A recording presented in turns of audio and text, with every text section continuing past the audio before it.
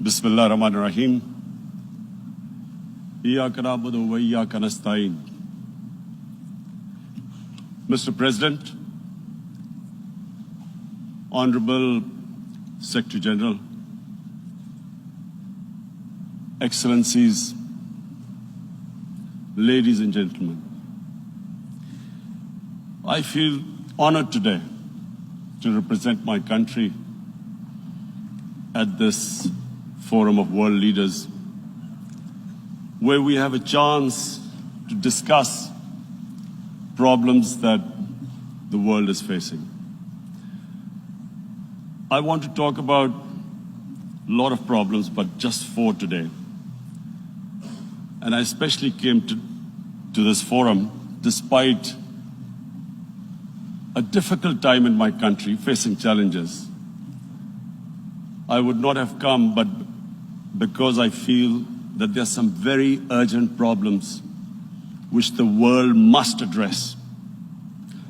So first of all, I start with climate change. So many leaders have talked about climate change. But Mr. President, I feel that there is a lack of seriousness. Perhaps world leaders some of the leaders who can do a lot, do not realize the urgency of the situation. We have a lot of ideas, but as someone said, ideas without funding is mere hallucination. Pakistan, I'll give you start with my own country. Our country is amongst the top 10 nations in the world which are most affected by climate change. We depend upon our rivers. We are mainly an agricultural country. And 80% of the water in our rivers comes from our glaciers. The glaciers not just on the Pakistani side, even India. The 80% of the water in Ganges and the Indian rivers also comes from the glaciers, from the Himalayan glaciers, Karakoram, Hindu Kush. And these glaciers are melting at quite a rapid pace. We detected already 5,000 glacial lakes in our mountains. And if this keeps going, if nothing is done, we are scared that humans are facing a huge catastrophe. In my country, when my party came to power in the province of KP, we planted 1 billion trees in 5 years. Now we've set ourselves a target of 10 billion trees in Pakistan.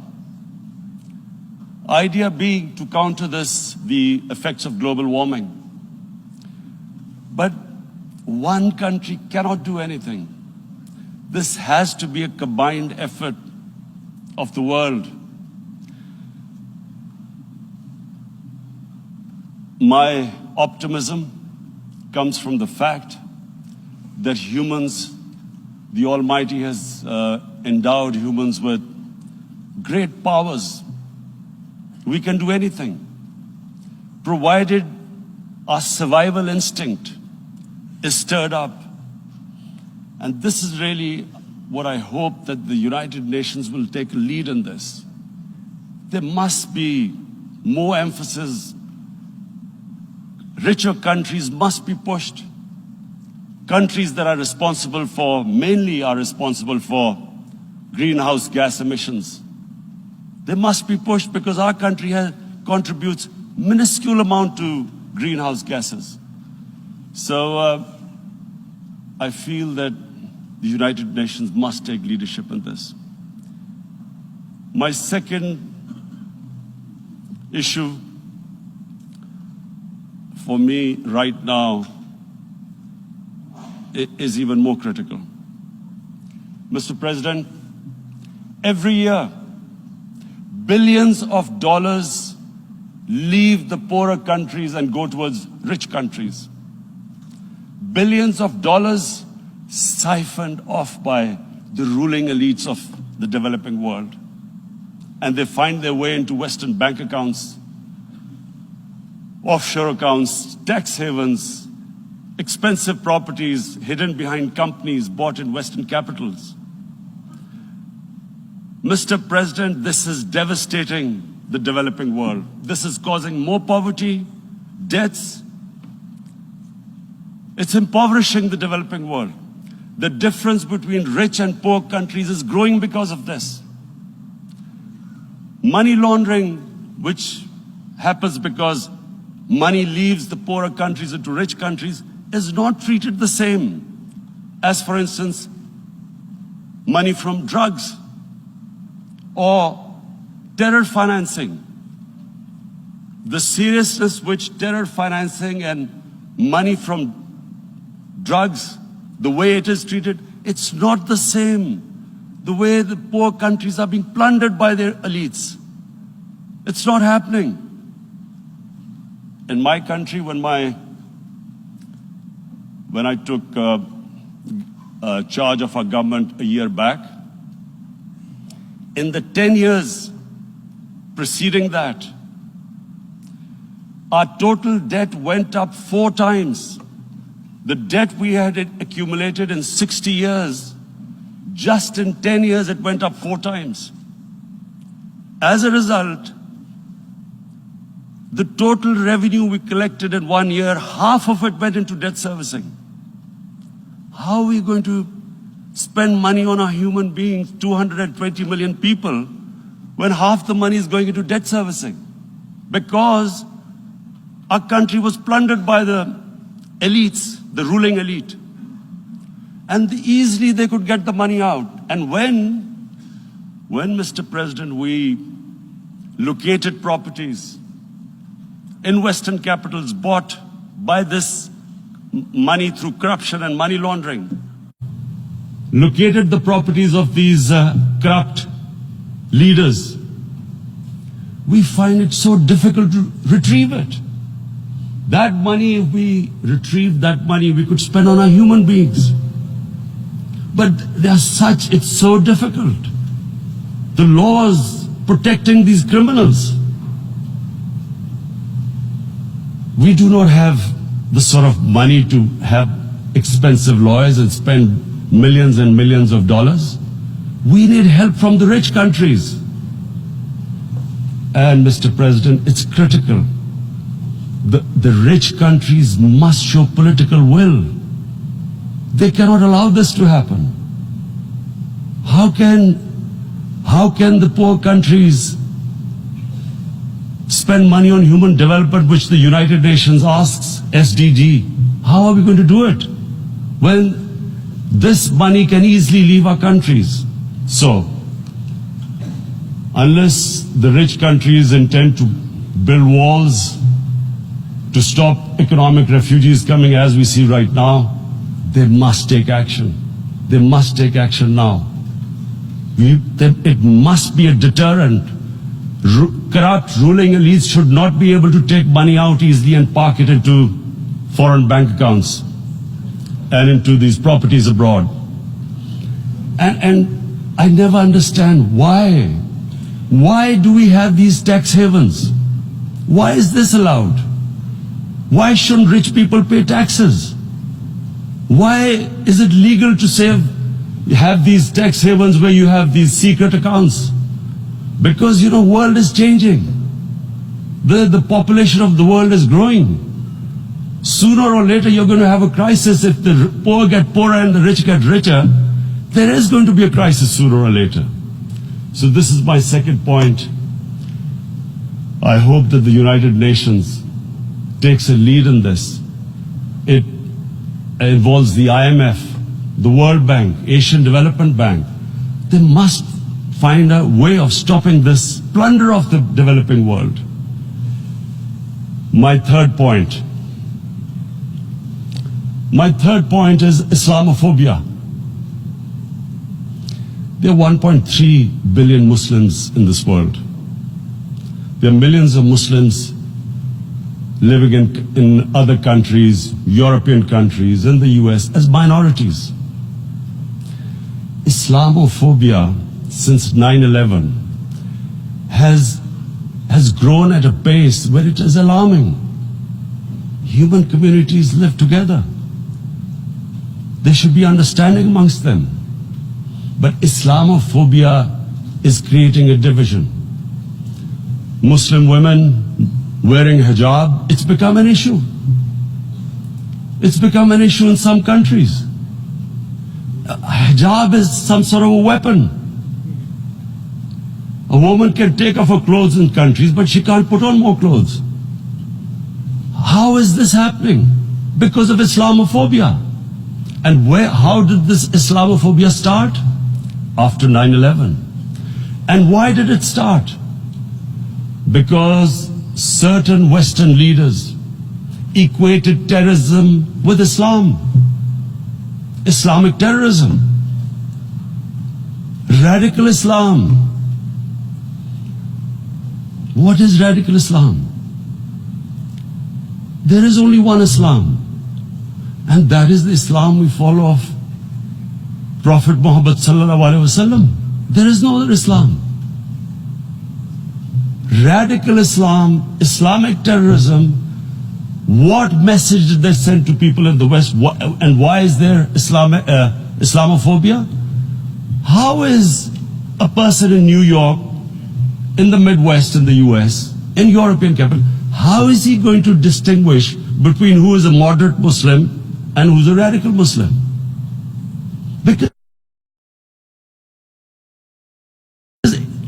terrorism has nothing to do with any religion.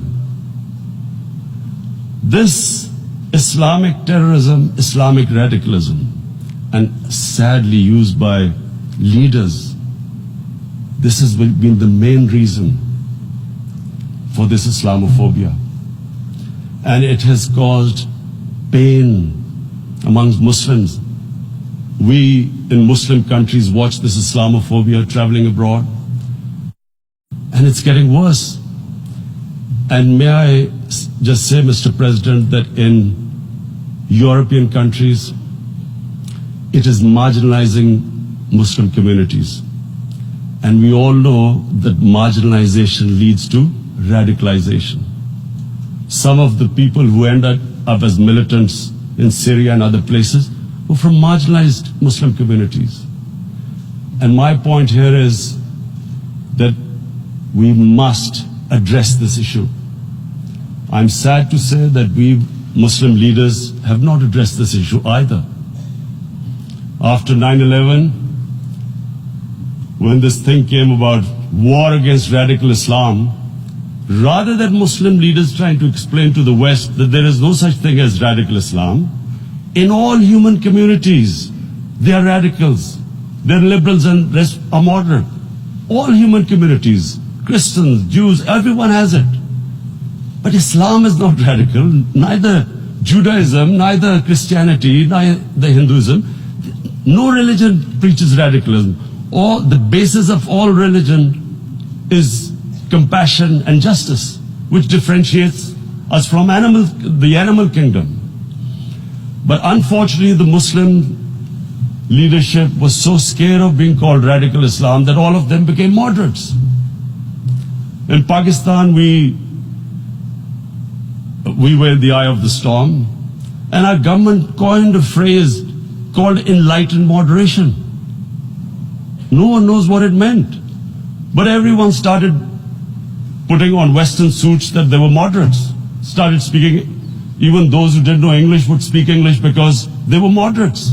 No one had a clue what it was, because we, in the Muslim world, did not explain to the West that there is no such thing as radical Islam.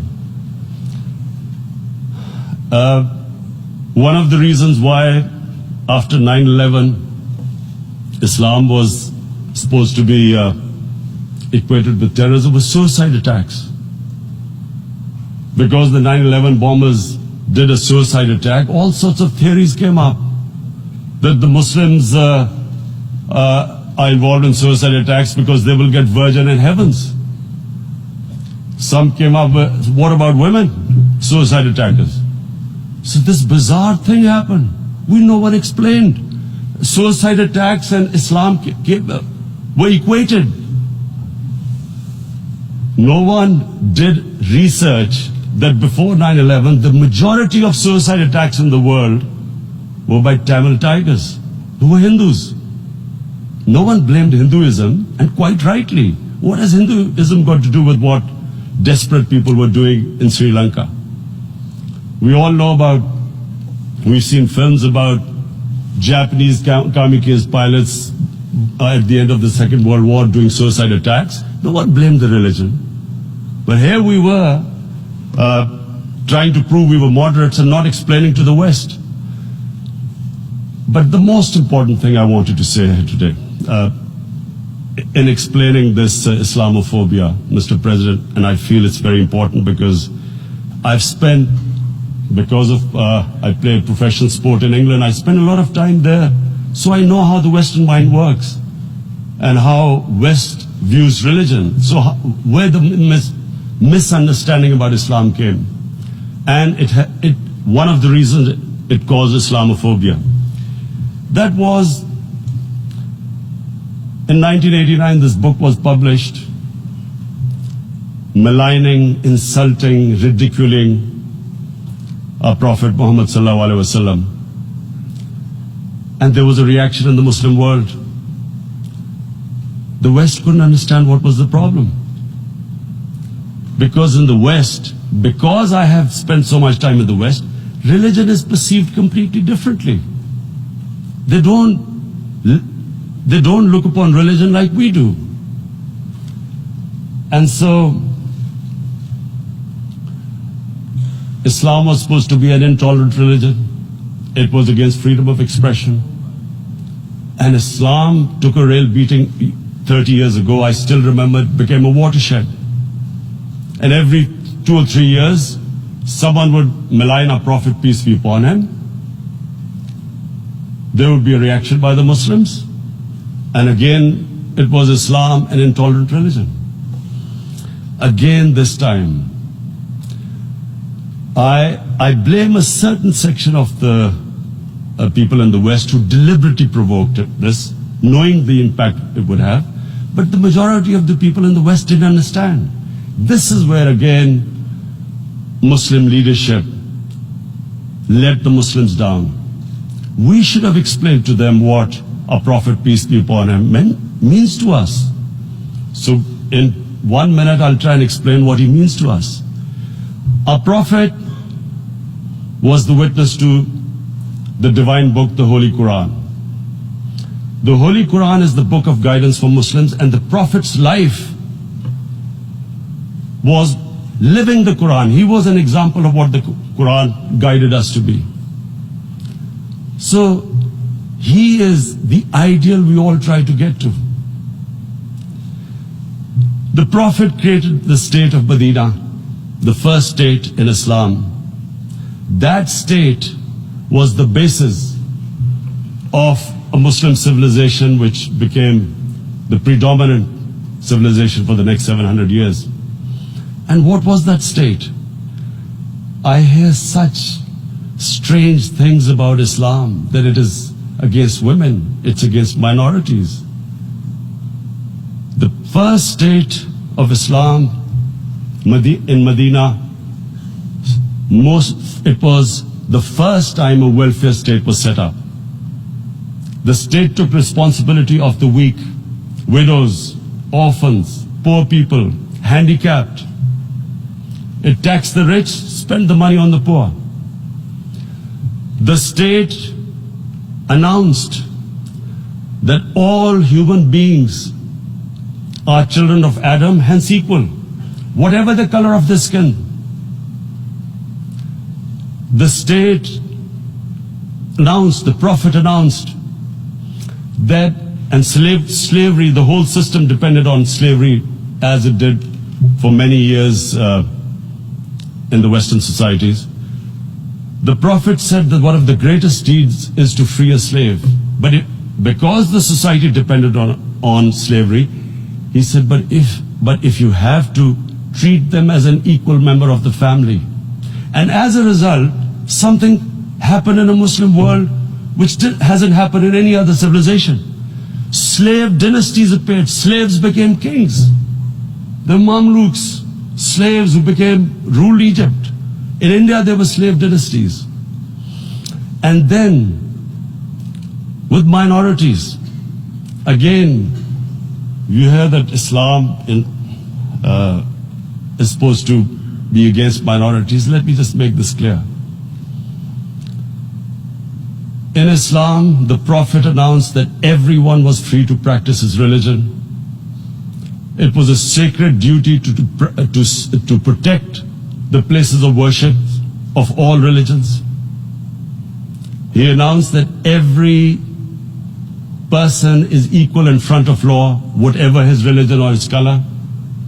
And this incredible case, and I always quote this, that the fourth Khalifa, the head of state of Medina, he lost a court case against a Jewish citizen. So, number one, it showed there was a rule of law, no one was above law. And number two, that a Jewish citizen was an equal citizen. So, Mr. President, when a Muslim society is unjust to its minorities, it is going against the religion of Islam and our Prophet, peace be upon him. So, it is important to understand this. The Prophet lives in our hearts. When he's ridiculed, when he's insulted, it hurts. As we human beings understand one thing, the pain of the heart is far, far, far more hurtful than physical pain. And that's why the Muslims react.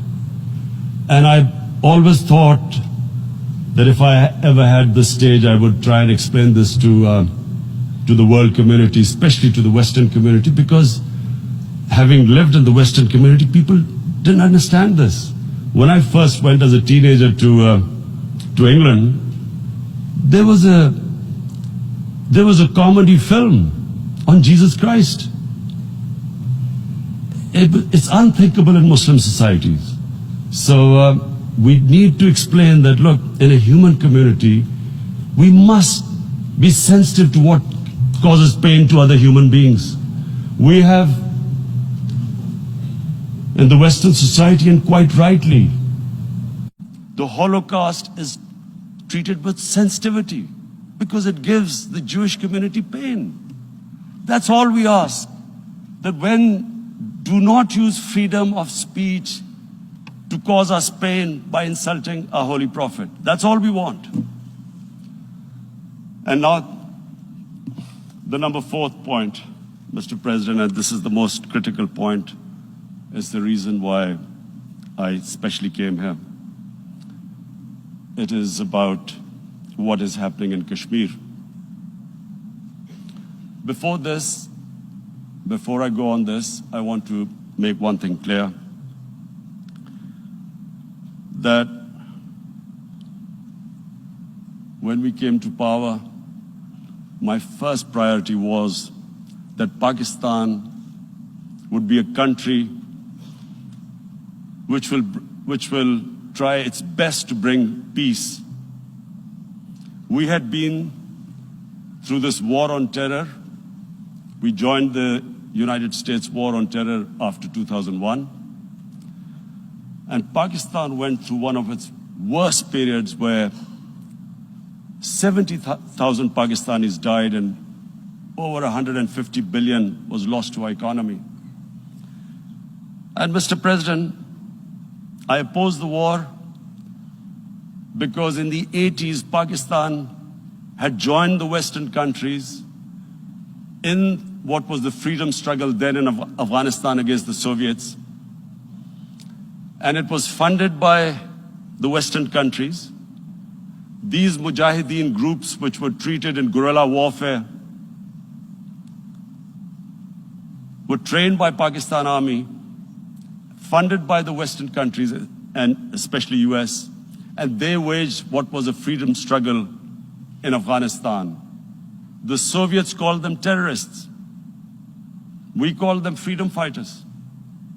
1989, the Soviets retreated. The Americans packed up and left. Pakistan was left with these groups. Come 9/11, Pakistan joined the United States in this war on terror. And now our government was supposed to, the reason why I opposed joining this war, because here we had indoctrinated them in jihad, meaning freedom struggle against foreign occupation. Now, because we had joined the US and the US had occupied Afghanistan, now we were supposed to tell them that no, this is not freedom struggle and jihad, it's terrorism. So that's why I tried to tell then government that, stay neutral because you will have leverage over them. You will be able to control them. But if you join them, you become collaborators and they will attack you, which is what happened. They turned against us. We went through a nightmare. 70,000 people killed in a war we had nothing to do with. No Pakistani was involved in 9/11. Taliban were in Afghanistan. Al-Qaeda was in Afghanistan. What had we to do with it? 70,000 Pakistanis died. So when we came to power, we decided that we would dismantle what was left of these groups. And this decision was taken not just by us, but by all the political parties in Pakistan. Unfortunately, they didn't implement it. So we came to power, we decided to implement it, and we dismantled whatever was left of the groups. And I know that India keeps accusing us that there are these groups there. I would like the United Nations to send observers, see for themselves what we've done. No Pakistani government would have dared to do this because it would have created strife. But we decided that there would be no militant organizations in Pakistan. So I need to give you this background and to what I'm going to say later on. And secondly, we started mending fences. I invited the Afghan president. We developed a relationship with Afghanistan. We had problems with Iran. We mended fences there. And then India. Now let me just give you a little background about my relationship with India. Because of cricket, and cricket being it's a passion in the subcontinent, I had great following in India. I have friends in India, and I loved going to India.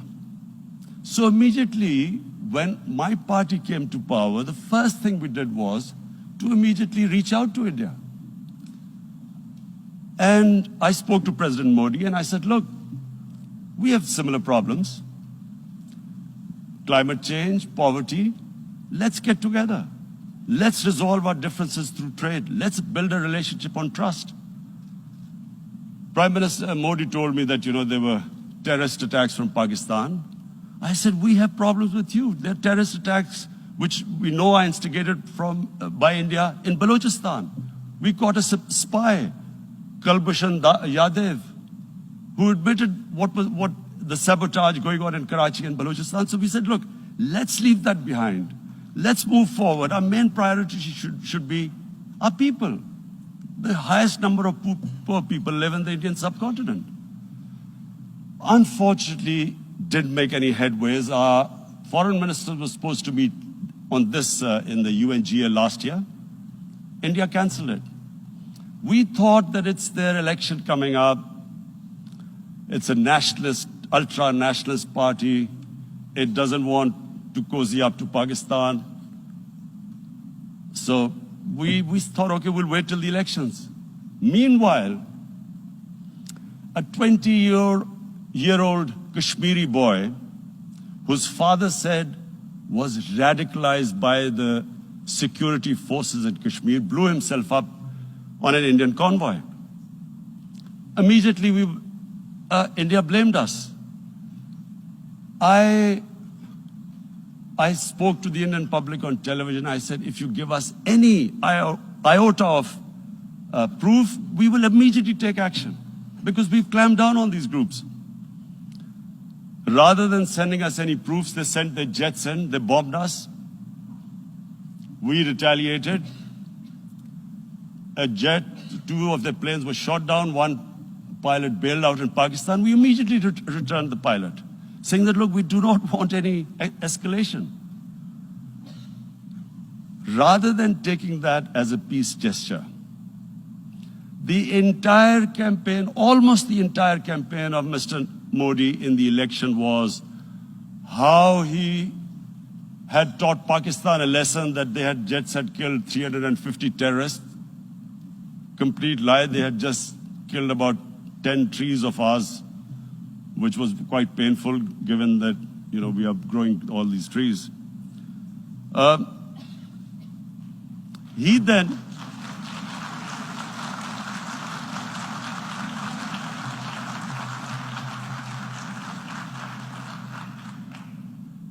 the election campaign, Mr. Modi used words like, this is just a trailer. The movie is about to start. I went into Pakistan and taught them a lesson. This was the election campaign. Okay, so we thought, us politicians make all these statements to win elections. So, okay, after elections, we'll get back to our normal relationship. Well, the moment the elections ended, we approached India. No response, but then we discovered they were trying to push us in the FATF blacklist to bankrupt us. That's when we realized there was an agenda. And that agenda became obvious on the 5th August when India went against 11 United Nations Security Council resolutions which say that Kashmir is a disputed territory and the people of Kashmir have the right of self-determination. They went against that. They went against Simla Accord, which is about bilateral, sorting out our differences through bilateral means, went against that. They actually went against the Indian Constitution. Illegally, they revoked Article 370, which gave Kashmir the special status. They got an extra 180,000 troops there. Total number of security forces in Kashmir now are 900,000. And they put 8 million people of Kashmir under curfew.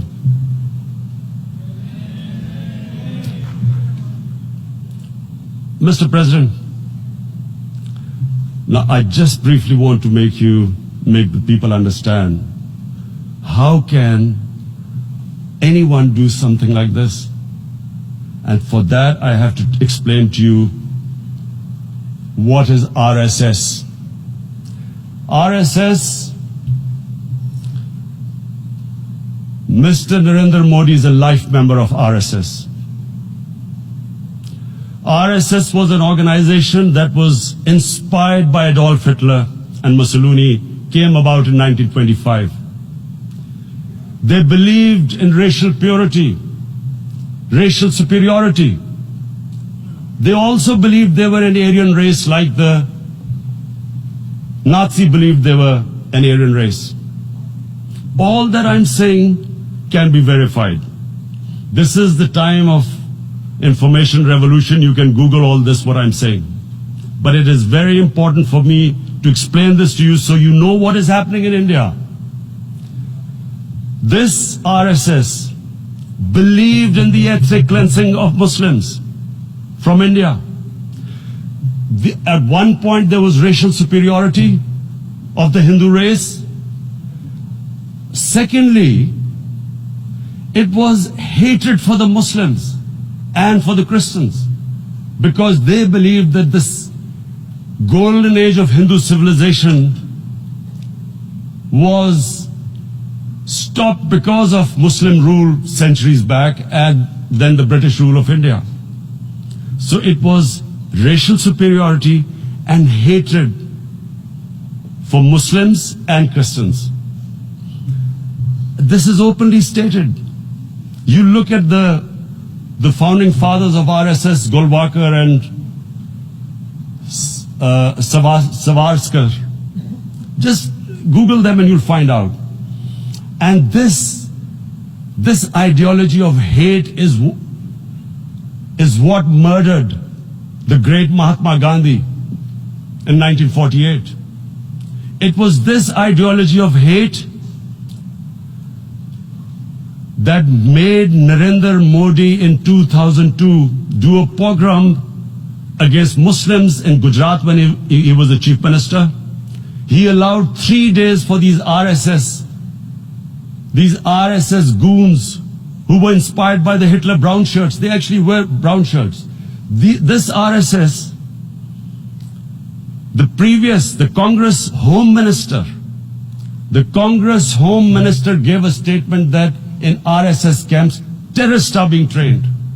And these terrorists butchered 2,000 Muslims and 150,000 Muslims were made homeless. Narendra Modi could not travel to the US because of that. And I need to make you understand this background before I explain to you that what sort of a mindset would lay siege to 8 million people with 900,000 troops. Women, children, sick people, locked in as animals.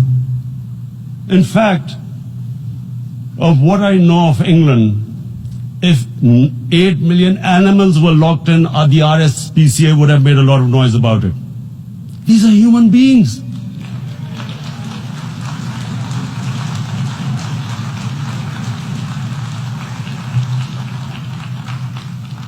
And Mr. President, what comes with racial superiority, these illusions of Aryan superior race, is arrogance. The two go together. And it's arrogance that makes people make mistakes and do stupid things. Cruel things like what Narendra Modi has done. It's sheer arrogance. And it's arrogance that has blinded him from the fact that what is going to happen when the curfew is lifted. Has he thought about it? This hasn't been thought through. What is he going to do when he lifts the curfew? Does he think that people of Kashmir will quietly accept the status quo because India has changed the constitution and taken away the special status? They'll accept that? Mr. President, 100,000 Kashmiris have died in the past 30 years because they were denied the right given by the United Nations, the right for self-determination. 100,000 have died and 11,000 women have been raped. There are 2 United Nations human rights reports on this. The world hasn't done anything because India is a huge market, 1.2 billion people. Sadly, the material prevails over the human. But this has serious consequences. Again, I repeat, that's why I'm here. Look, what is going to happen when the curfew is lifted will be a bloodbath. The people will come out. There are 900,000 troops there. They haven't come to, as Narendra Modi says, he's done this for prosperity of Kashmir. This is supposed to be for the development. These 900,000 troops, what are they going to do when they come out? There'll be a bloodbath. Has he thought it through what happens then? Mr. President, has anyone thought that what happens when there is a bloodbath? What do you think the impact will have on people of Kashmir? What do you think they will think? The way they have been boxed in their houses, treated like worse than animals, no rights. Thousands of all the political leadership has been arrested, taken out of Kashmir. Even those Kashmiri leaders who were pro-India have been taken out. 13,000 boys have been picked up and taken to God knows which destinations. So what do they think? What will the people of Kashmir do when they lift the curfew? They will be out in the streets. And what will these soldiers do? They will shoot them. They've already used pellet guns, blinded young boys. In the last 6 years, the 5 years, the oppression that has gone on in Kashmir. And so, Kashmiris will be further radicalized. Mr. President, there will be another Pulwama. And guess what? India will blame us. They're already blaming us. They're saying all this is happening because of Pakistan. One of their defense ministers said there are 500 terrorists lined up on the border to go in. Why would Pakistan send 500 terrorists when there are 900,000 troops? What impact are they going to make? What will they do? And why would?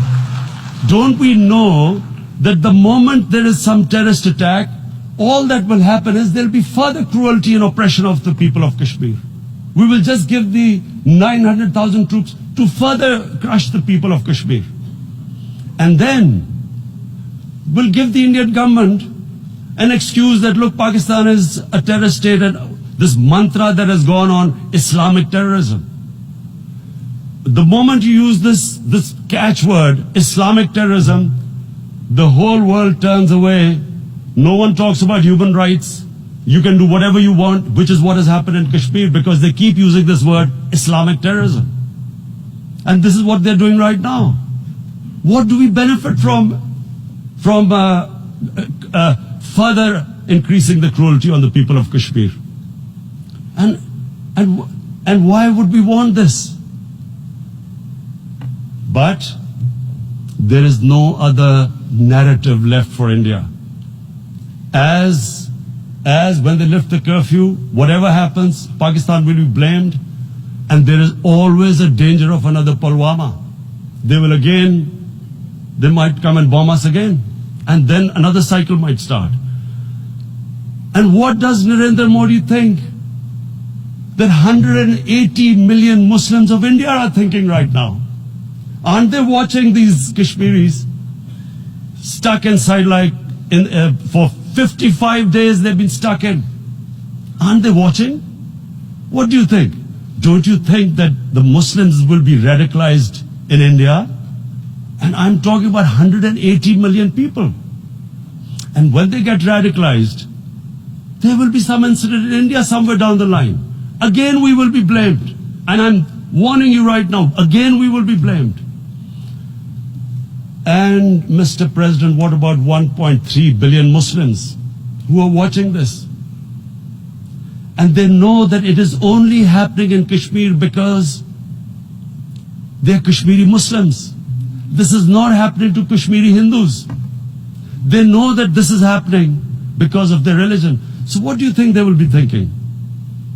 What do you think the Jewish community would think if they were, forget 8,000 Jews stuck like this? What do you think Europeans would think? What do we think? I mean, any human community, if their members are stuck like that, what do you think they will think? Are we a children of a lesser God? Is it not going to cause us pain? And then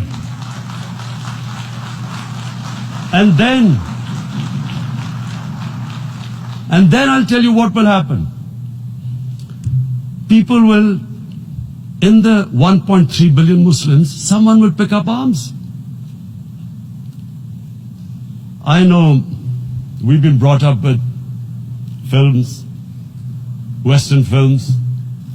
This good, decent guy doesn't get justice. He decides to pick up a gun and start seeking justice. There was a film made in New York, famous film called Death Wish. This guy gets mugged by and his family, his wife gets killed or something. He can't get justice. He picks up a gun and he goes around shooting muggers. And the whole cinema cheers him on. So what do you think the Muslims are thinking right now? if there is a bloodbath, there will be Muslims becoming radicals, not because of Islam, but because of what they will see, that there's no justice when it comes to Muslims. There were Rohingya Muslims, Myanmar, who are, God knows, almost 1 million people out, ethnic cleansing. What was the response of the world community? So what do you think will be the response of 1.3 billion Muslims? I picture myself. I'm in Kashmir. I've been locked up for 55 days. I've heard about, and there are rapes, Indian Army going into homes, soldiers. Would I want to live this humiliation? Would I want to live like that? I would pick up a gun. You're forcing people. You are forcing people into radicalization. When people lose the will to live, what is there to live for? And this is what, if you can do this to human beings, you are actually radicalizing people. And so, Mr. President, I want to repeat here, this is one of the most critical times. There will be a reaction to this. Pakistan will be blamed. 2 nuclear-armed countries will come face to face like we came in February. And before we head in that direction, the United Nations has a responsibility. This is why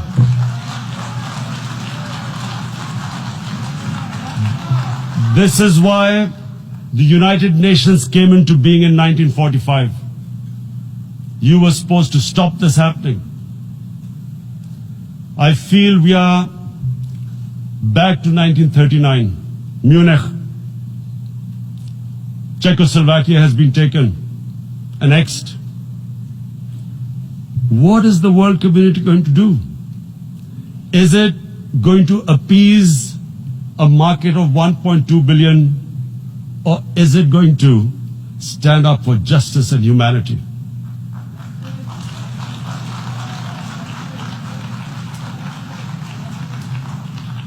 If this goes wrong, you hope for the best, but be prepared for the worst.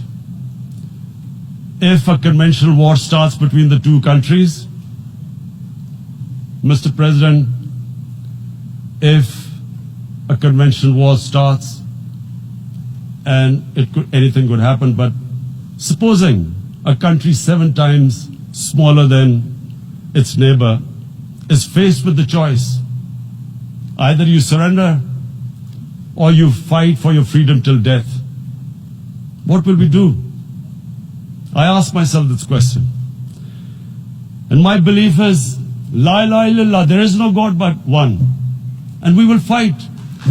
And when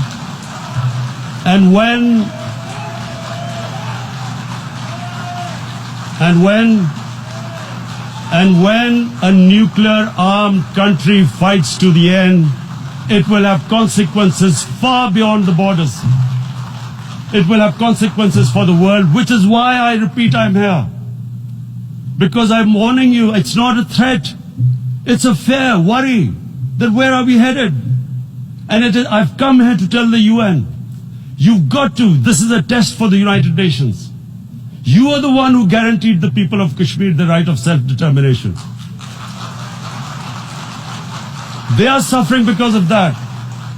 And this is the time. This is the time not to appease like in 1939 appeasement took place. This is the time to take action. And number 1 action must be that India must lift this inhuman curfew, which has lasted for 55 days. It must free all political prisoners, and especially those 13,000 boys that have been picked up. Parents don't know where they've disappeared. And then the world community must give the people of Kashmir the right of self-determination. Thank you. En nombre de la Asamblea General agradezco al señor Primer Ministro de la República Islámica de Pakistán la declaración que acaba de formular y pido a protocolo que acompañe a su excelencia. La Asamblea escuchará un discurso del Primer Ministro de la República Helénica, Su Excelencia Kyriakos Mitsotakis.